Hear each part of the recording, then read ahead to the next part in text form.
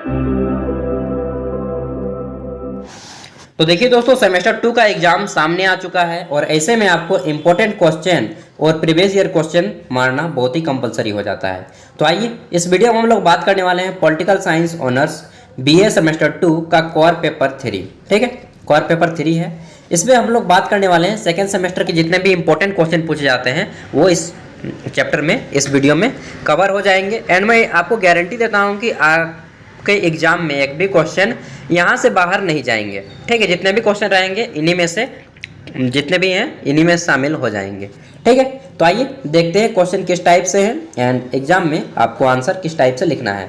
सबका क्वेश्चन और आंसर दोनों दिया गया है, तो काम में आएगा। चाहे आप भारत के किसी भी विश्वविद्यालय में पढ़ाई कर रहे हो, बस ध्यान में रखिएगा कि आपका विश्वविद्यालय CBCS पर आधारित होना चाहिए, CBCS। ठीक है, क्रेडिट बेस्ड चॉइस सिस्टम। अब आइए देखते हैं क्वेश्चन। तो इसमें हमारा पहला क्वेश्चन बनता है कि क्रांतिकारी एवं आतंकवादी आंदोलनों के विषय का मूल्यांकन करें। Estimate the growth of revolutionary and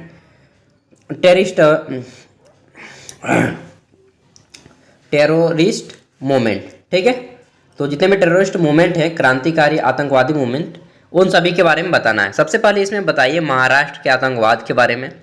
ठीक है, उसके बाद आप बता दीजिए बंगाल में आतंकवाद की ज्वाला कैसे बढ़ी वहाँ पे। उसके बाद आपको बताना है पंजाब और दिल्ली में आतंकवाद के कार्य कैसे रहे। फिर आप बता सकते हैं कि भारत के अन्य भागों में क्रांतिकारी गतिविधियाँ किस प्रकार की हुई। फिर बताना है कि विदेशों में क्रांतिकारी संगठन एवं कार्य हुए वे किस टाइप से हुए। और प्रथम विश्व युद्ध सशस्त्र विद्रोह के बारे में भी इसमें आप बता सकते हैं। नेक्स्ट आप बता सकते हैं कि क्रांतिवाद का दूसरा चरण क्या क्या रहा, इसमें गांधी युग कैसे आया, अहिंसावादी कैसे आया। ठीक है, तो इन सब को मिला जुला के आपको आंसर बनना है। और अंत में क्रांतिकारी आंदोलन की सफलता क्यों नहीं हो पाई, असफल क्यों रहे, उसको बताना है। ठीक है, क्रांतिवाद का मूल्यांकन करना है, यानी कि अंत में आपको एक निष्कर्ष कंक्लूजन बताना है। तो ये हो गया। आगे देखते हैं, क्वेश्चन है हमारा क्वेश्चन नंबर 2। 1885 से 1905 तक उदारवादियों की भूमिका की विवेचना कीजिए। Discuss the role of moderate from 1885 to 1905। ठीक है, तो इसमें आपको क्या बताना है कि 1885 से 1905 तक के जितने भी उदारवादी, ठीक है, उदारवादियों की भूमिका थी वो कैसी थी वो बताना है। सबसे पहले आप बताएं कि ब्रिटिश न्यायप्रियों में अटूट विश्वास था उनका। फिर बता दीजिए कि ब्रिटिश शासकों के प्रति निष्ठा थी उनकी। तीसरे नंबर पॉइंट पे आप लिख दीजिए कि क्रमिक सुधारों में विश्वास। सब कुछ पढ़ना है आपको, मैं अभी केवल आपको पॉइंट दिखा रहा हूँ। वीडियो को देख लीजिए, छोटा सा वीडियो है, पॉइंट समझ लीजिए, उसके बाद आप PDF को डाउनलोड करके पढ़ते रहिएगा घर में। बस मेरा जो काम है थोड़ा मैं बता देता हूँ। ठीक है, इंग्लैंड में संबंध कैसा था उसके बारे में बताएं। इसमें कांग्रेस की याचिका वगैरह भी बताना है। फिर असफलताएं क्यों रही, उदारवादी का मूल्यांकन करना है इसमें। और राष्ट्रीय तत्व का अभाव कैसे रहा उसको बताना है, जिसमें पॉइंट आप लिख सकते हैं कि उदारवादियों की सफलता, विभेद से परे, प्रजातांत्रिक संस्था का प्रारंभ। ठीक है, फिर चौथा पॉइंट दे सकते हैं स्वतंत्रता संग्राम की नींव जो पड़ी वह कैसे पड़ी। तो इस तरह से आप अपना आंसर रिटर्न कीजिएगा। आगे देखिए, क्वेश्चन हमारा आता है अगला। इसमें आपको उदारवादी आंदोलन के उदय के कारणों का वर्णन करना है। Describe the cases of theories of extremist movement. उदारवादी आंदोलन, उदारवादी बोल रहा हूँ, बहुत ज़्यादा उग्रवादी है उदारवादी की जगह। ठीक है, उग्रवादी आंदोलन के उदय के कारण बताने हैं कि describe the cases the rise of extremist movement. ठीक है, the rise of extremist movement. उदारवादी बहुत अलग चीज़ है। उग्रवादी बोलते हैं कि उग्रवादी एक तरफ से आतंकवादी टाइप का होता है। ठीक है, आतंकवादी नहीं लेकिन उसी के टाइप जैसा उग्रवादी। इसमें बताना है कि भारतीय जितने भी परिषद अधिनियम 1882 आया उसके प्रति असंतोष क्यों थे। फिर बताना है कि असामान्य जन कष्ट एवं दैवीय आपत्तियाँ। कोई लोग बोलता था कि दैविक की आपत्ति है, कोई लोग बोलता था कि जन सामान्य को कष्ट पहुंचा। ठीक है, तो बहुत प्रकार के लोगों के मन में इस तरह से भावनाएं थी। 3 नंबर पे आप लॉर्ड कर्जन का प्रतिक्रियावादी शासन के बारे में बता सकते हैं। 4 नंबर में आप विदेशी घटनाएं के बारे में बता सकते हैं। 5 नंबर में आप विदेशों में भारतीय का अपमान के बारे में बता सकते हैं कि कैसे अपमान किया जाता था। 6 नंबर पॉइंट में आप आंतरिक घटना और पारिस्थितिकी के बारे में बता सकते हैं। 7 नंबर पॉइंट भारतीयों की आर्थिक दुर्दशा के बारे में बता दीजिए, ठीक है। और 7 नंबर पॉइंट में आप विदेश नीति के बारे में भी बता सकते हैं। 8 नंबर पॉइंट देखें। नेक्स्ट है आपकी हिंदुओं में धार्मिक जागृति। 9 नंबर है नरमवादियों की राजनीतिक भिक्षावृत्ति के प्रति उग्र असंतोष। तो इतना केवल आपको पढ़ना है, लिखना केवल कुछ ही पॉइंट को है, ठीक है। जो आपको याद रह जाए उसी को लिखना है। तो एग्जाम में चोरी वोरी का कोई तो चांस नहीं है, इसलिए अच्छे से तैयारी करके जाएं। आगे देखिए हमारा है क्वेश्चन कि 1930 के सविनय अवज्ञा आंदोलन का संक्षिप्त वर्णन करें। Give a brief account of the civil disobedience movement of 1930, ठीक है। तो इसके बारे में बताना है। देखिए इसमें आप बता सकते हैं कि 1928 में जो भी चीज़ें बनी, सर्वदलीय सम्मेलन कैसा हुआ, नेहरू ने क्यों अस्वीकृति व्यक्त की, इसके बारे में, ठीक है।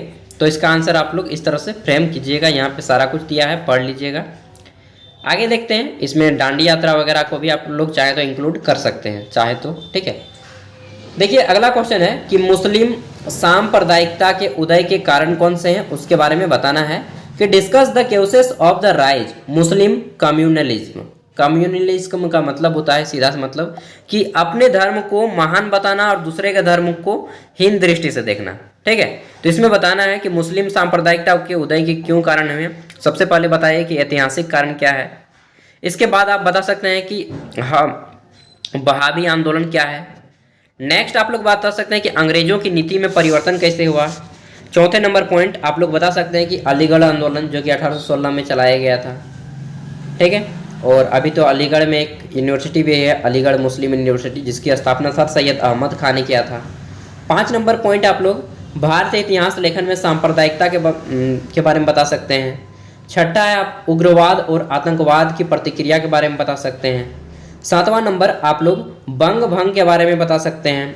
8 नंबर पॉइंट नवीन वीर गाथाएं जितने भी थे, ठीक है, इनके बारे में बता सकते हैं। 9 नंबर पॉइंट मुस्लिम प्रतिनिधि मंडल के बारे में बता दीजिए।